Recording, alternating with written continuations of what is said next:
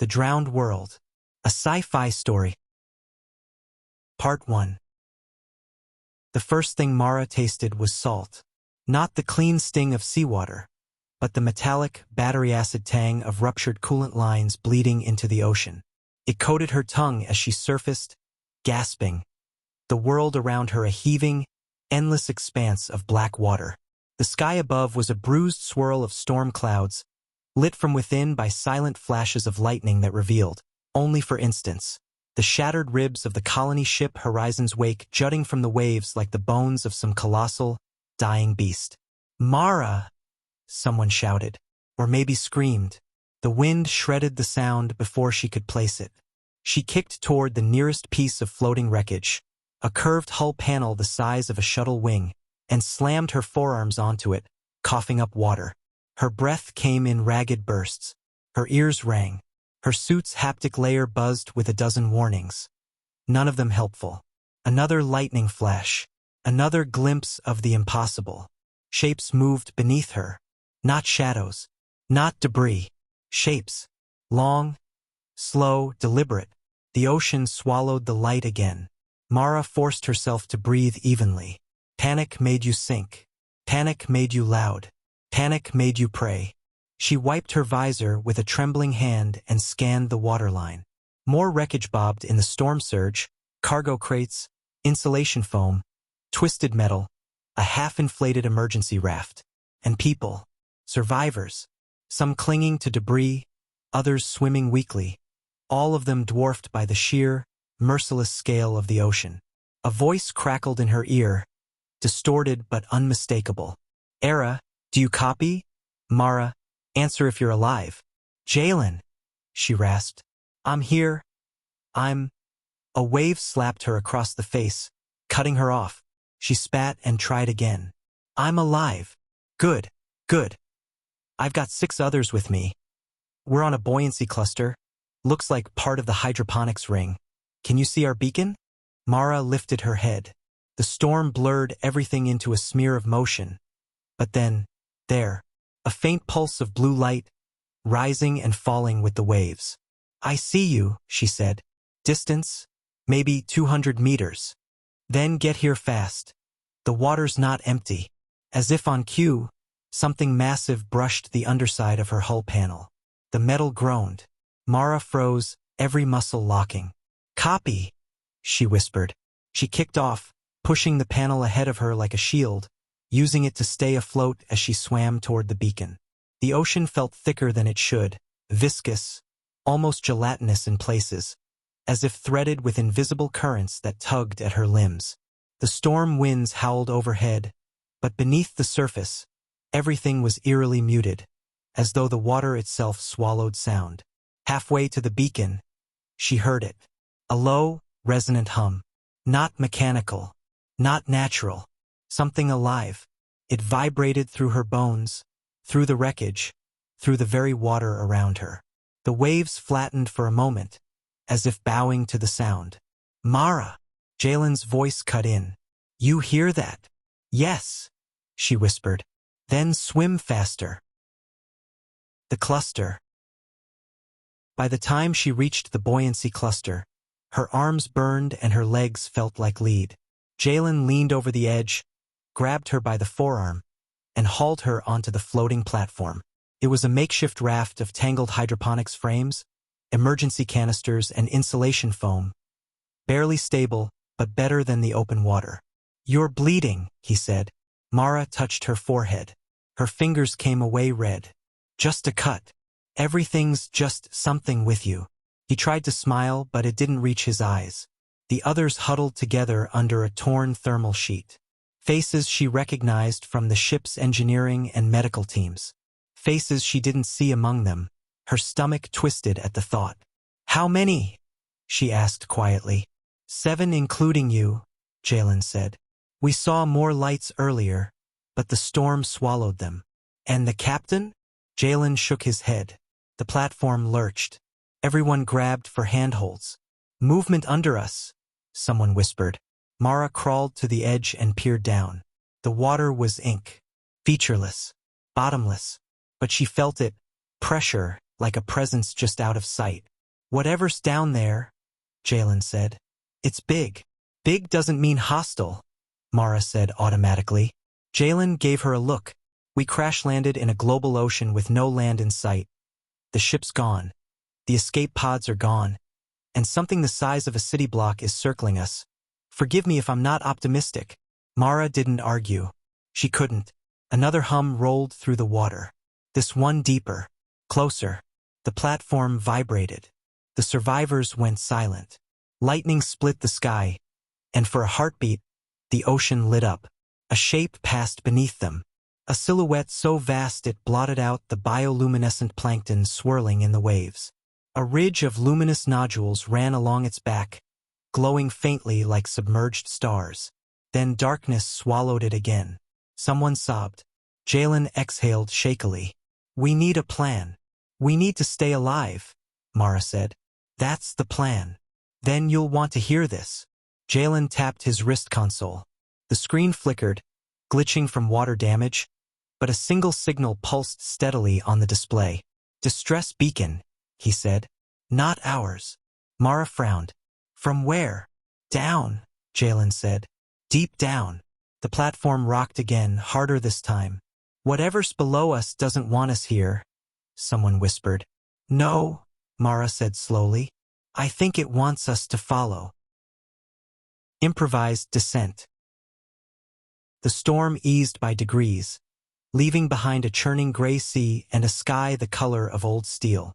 The survivors scavenged what they could from the floating wreckage: oxygen tanks, emergency lights, a half-functional sonar puck, lengths of cable, and a handful of pressure-rated maintenance suits. Not enough for all of us, Jalen said, sorting through the gear. We're not all going, Mara replied.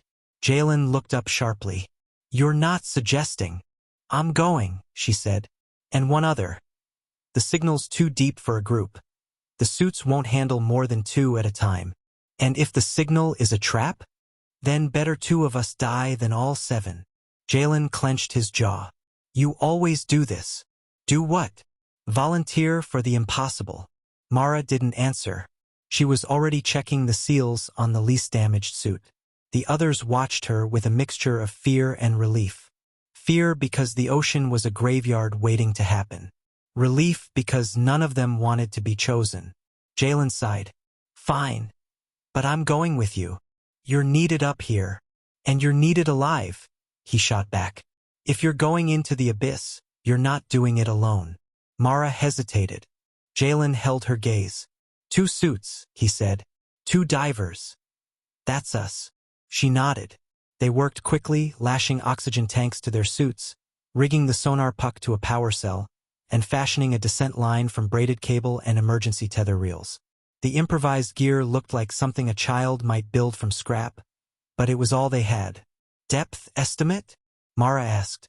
Jalen checked the console. Signals coming from at least 6,000 meters.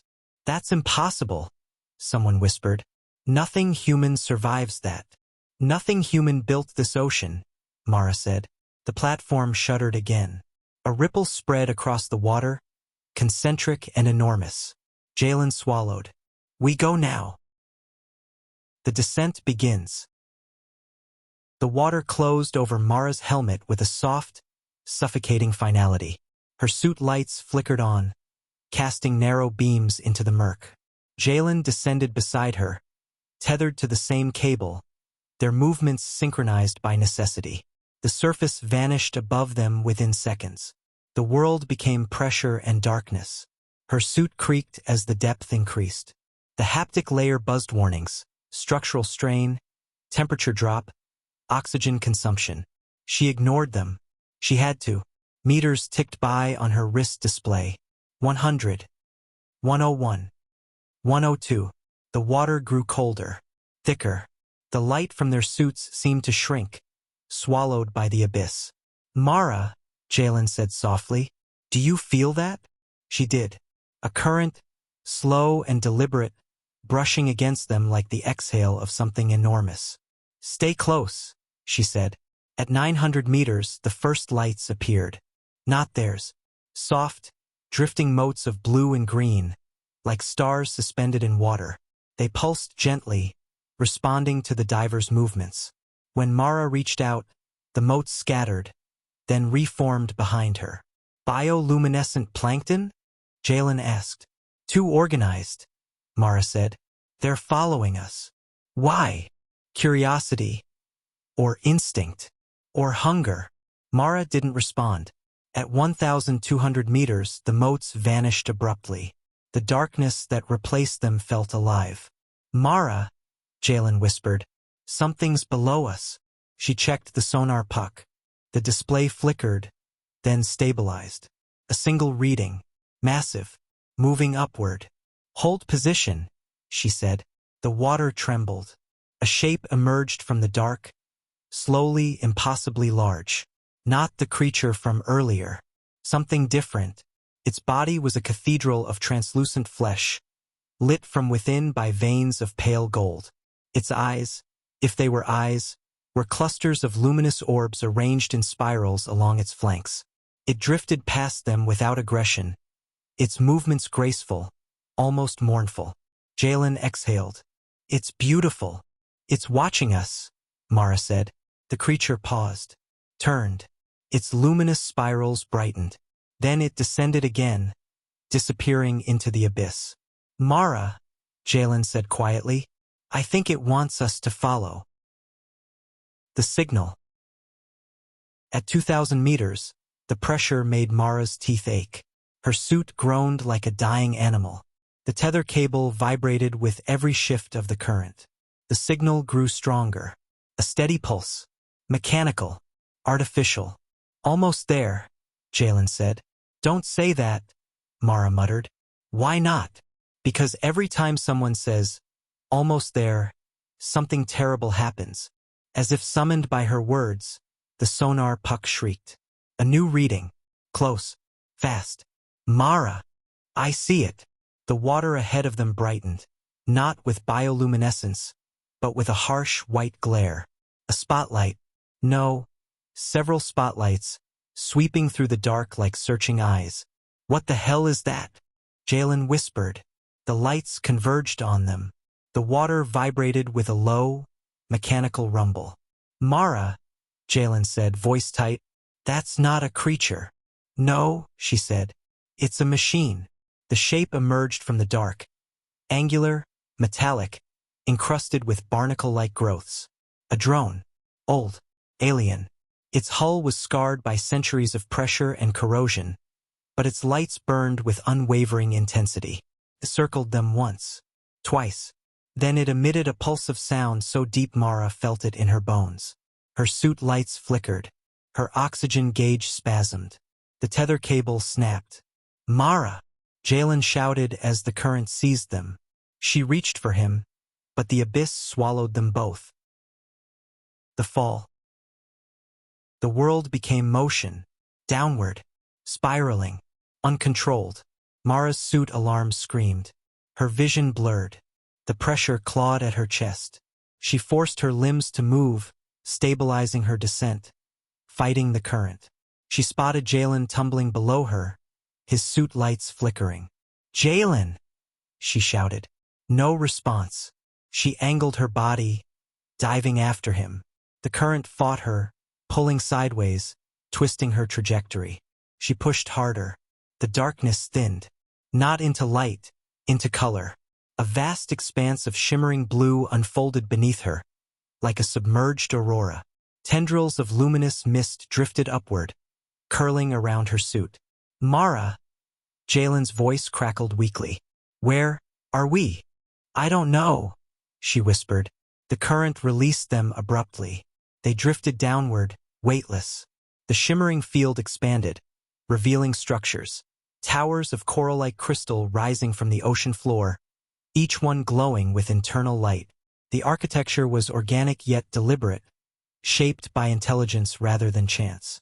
At the center of the crystalline forest stood a monolith. A spire of obsidian metal, half buried in sediment, pulsing with the same rhythm as the distress signal. Mara, Jalen breathed. That's the source. She nodded, unable to speak. The monolith pulsed again. The water around them vibrated. and something stirred in the shadows between the crystal towers. Something vast, something ancient, something awake. Part 2. The thing in the crystal forest moved again. Not quickly, not aggressively, but with the slow, tidal certainty of something that had never once needed to fear the surface world. Its silhouette rippled through the luminous haze, long, sinuous, and crowned with a halo of drifting lights that pulsed in patterns too deliberate to be random. "Mara," Jalen whispered, "tell me that's another drone." "It's not a drone." "Then what is it?" Mara didn't answer. She couldn't. The creature's outline was too strange, too fluid, as if its body were made of layered membranes that folded and unfolded with each motion. Its bioluminescence shifted in spirals, communication, warning, or something older than either. The monolith pulsed again. The creature responded. Its lights brightened, then dimmed in perfect sync with the signal. "It's talking to it," Mara breathed. Jalen's voice trembled. "Or obeying it." The creature drifted closer, weaving between the crystal towers with impossible grace. Mara's suit registered the pressure spike as it passed. A living mass large enough to crush a submersible, yet it moved like a drifting veil. "Hold still," Mara whispered.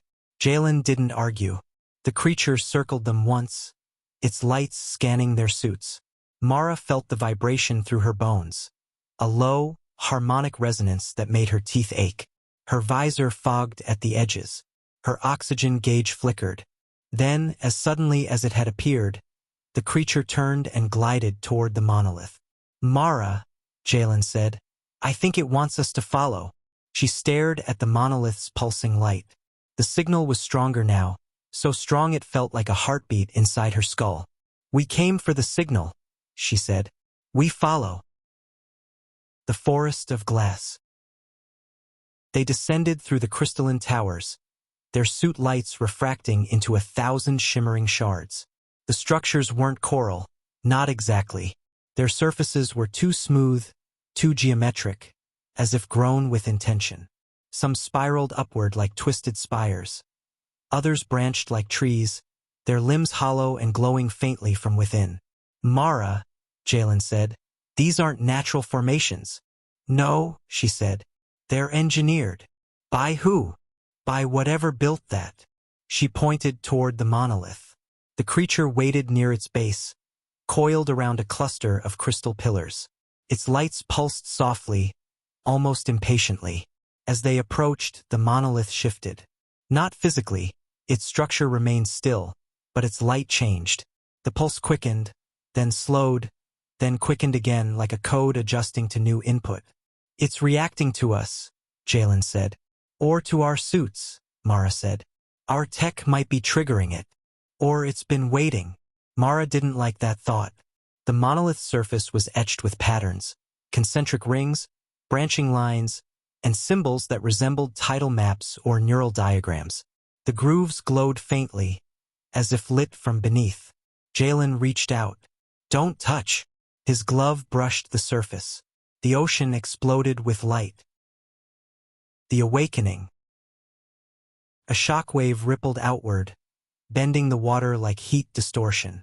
Mara's suit alarms shrieked. Her vision blurred. The crystal towers vibrated, shedding motes of blue light that drifted upward like sparks. The creature recoiled, its lights flaring in alarm. "Mara!" Jalen shouted. "I didn't," the monolith answered. A beam of light shot upward from its apex, piercing the water column like a spear. The beam extended far beyond their sight, vanishing into the abyss above. "What did you do?" Mara gasped. "I just touched it." The beam pulsed. Once, twice, 3 times. The ocean responded. From the darkness beyond the crystal forest, shapes emerged. Dozens of them. Smaller than the first creature, but still enormous. Their bodies glowed with shifting patterns, each one unique. They moved in spirals around the monolith, forming a slow, deliberate orbit. "Mara," Jalen whispered, "I think we woke them up." "No," she said. They were already awake. The monolith pulsed again. The creatures answered in unison.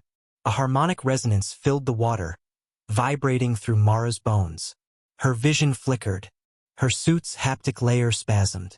"Mara," Jalen said, voice strained. "I can't move." She tried to reach for him, but her limbs felt heavy, sluggish, as if the water had thickened into syrup. The resonance intensified. Her thoughts blurred. Her heartbeat slowed. The monolith's light filled her vision. And then, silence. The memory of water.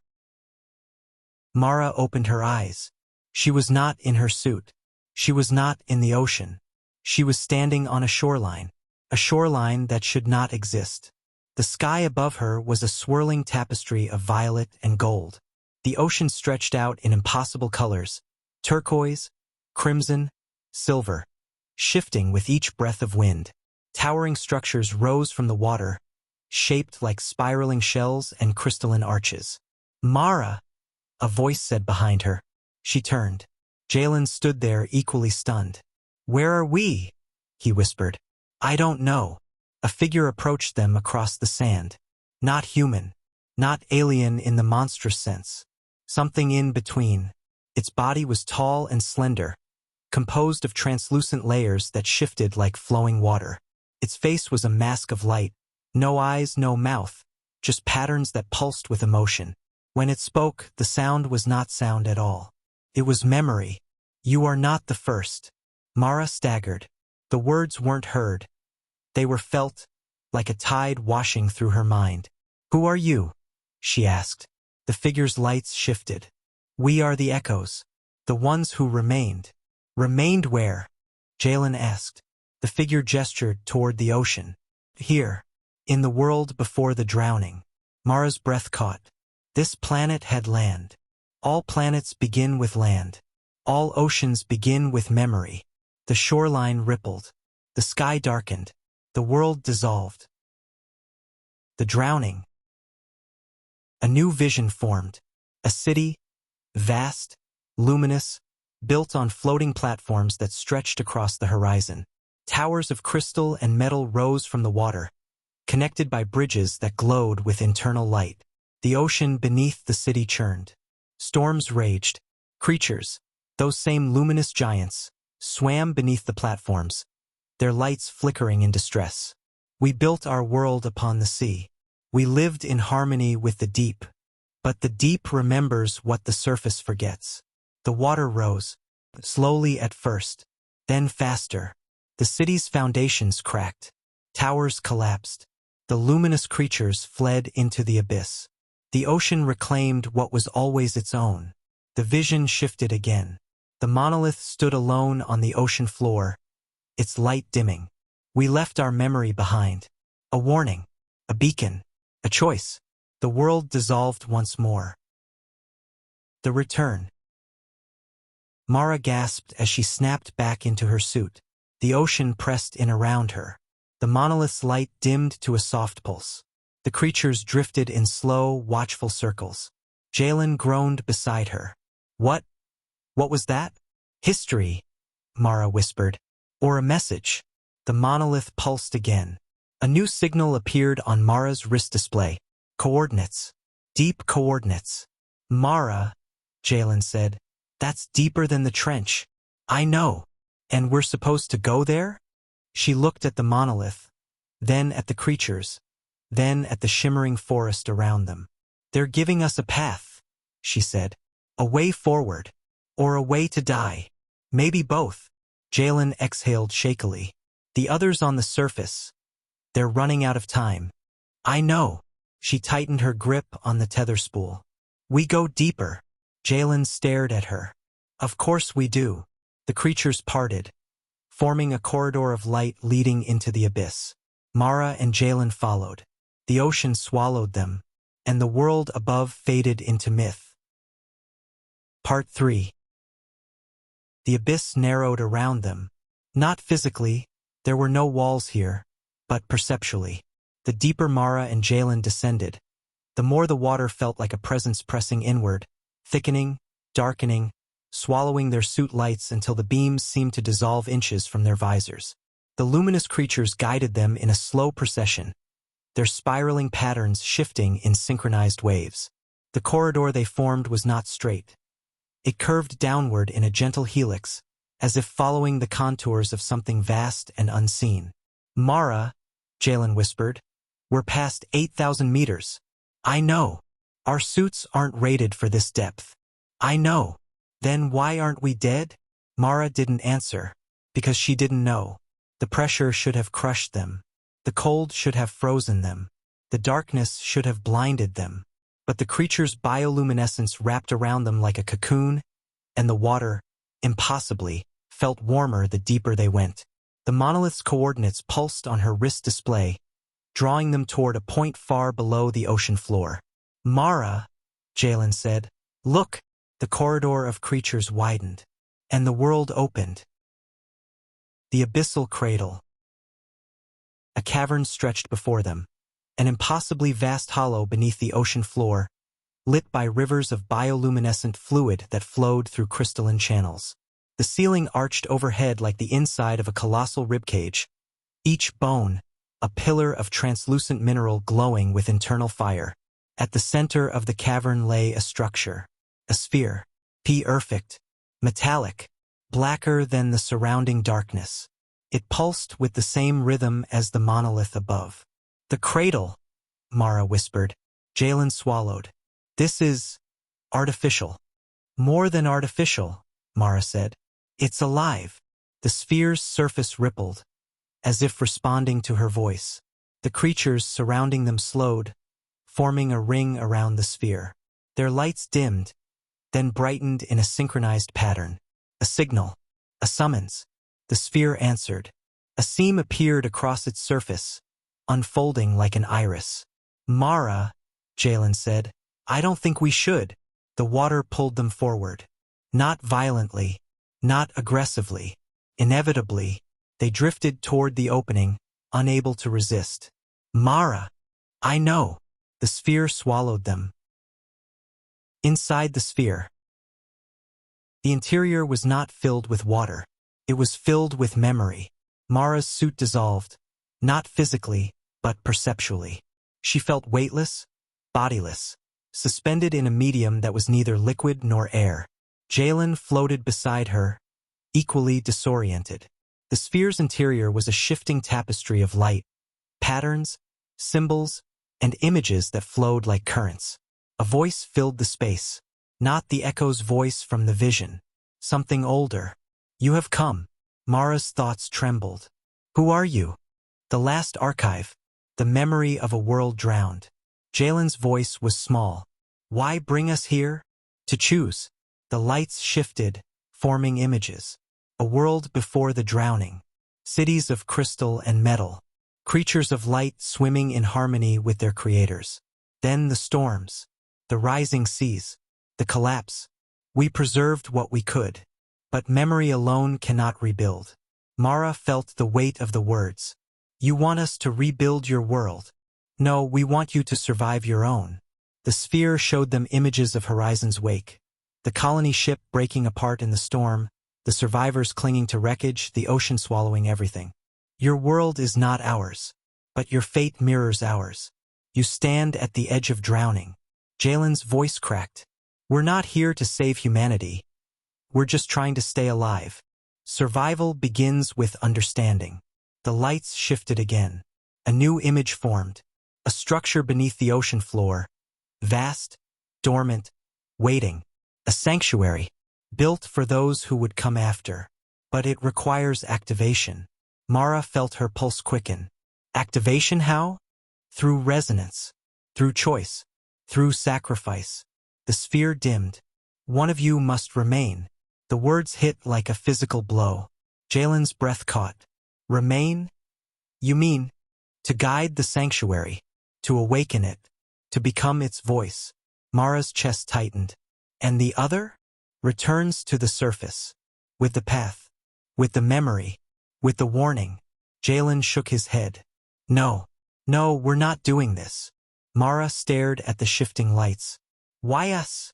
She whispered. Because you came. Because you listened. Because you are not afraid of the deep. Jalen laughed bitterly. I'm terrified. Fear is not failure. Fear is the beginning of choice. The sphere brightened. Choose. The choice. The sphere released them gently, lowering them onto a platform of crystalline stone. Their suits reformed around them, as if woven from the water itself. Jalen paced, frantic. We can't do this. We can't choose who dies. It didn't say die, Mara said quietly. Staying here is dying. Mara looked at the sphere. Maybe not. Jalen stopped. Mara. No. She met his gaze. You know it has to be me. The hell it does. You're the engineer. You can get the survivors off the surface. You can rebuild. You can lead. And you can't. I can, she said softly. But I'm not needed up there. Jalen's voice broke. You're needed everywhere. Mara stepped closer. Jalen, listen to me. I'm not choosing death. I'm choosing purpose. He shook his head violently. I won't let you. You can't stop me. He grabbed her shoulders. Mara. She placed her hand over his. I'm not afraid. He trembled. I am. She smiled sadly. Then let me be brave for both of us. The sphere pulsed. The sanctuary awaits. Mara turned toward it. Jalen's grip tightened. Please. She leaned her helmet against his. Live, she whispered, and stepped into the light. The transformation. The sphere enveloped her. Light poured through her suit, through her skin, through her bones. She felt herself dissolving, not dying, but expanding. Her thoughts stretched outward, merging with the sphere's memory, the cavern's light, the creature's spiraling patterns. She felt the sanctuary awaken. She felt the ocean shift. She felt the world breathe. And she understood. She was not becoming a prisoner. She was becoming a voice, a guide, a guardian. The sphere pulsed one final time, and Mara was gone. The ascent. Jalen drifted backward as the sphere sealed itself. The creatures surrounded him, their lights dim with mourning. Take me up, he whispered. They obeyed. The ascent was faster than the descent. Too fast. The water blurred around him. The cavern vanished. The crystal forest dissolved.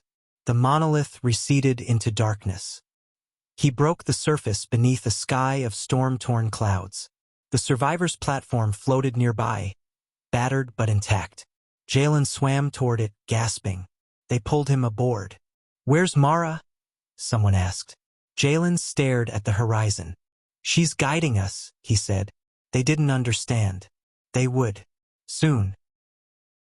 Epilogue: The New Tide. Weeks passed. The storms eased. The ocean changed. The survivors followed the coordinates Jalen brought back. Coordinates that led them to a rising structure beneath the waves. A sanctuary of crystal and metal, shaped by alien hands and awakened by a human voice. Inside, they found air, light, food, shelter, a new beginning. Jalen stood at the entrance one evening, watching the ocean glow with bioluminescent spirals. Mara, he whispered, I hope you can hear this. The water pulsed. A pattern of light spiraled outward from the deep. A message, a memory, a promise. Jalen smiled. I knew you were still here, the ocean answered, and the drowned world began to breathe again. This is the end of the sci-fi story, The Drowned World.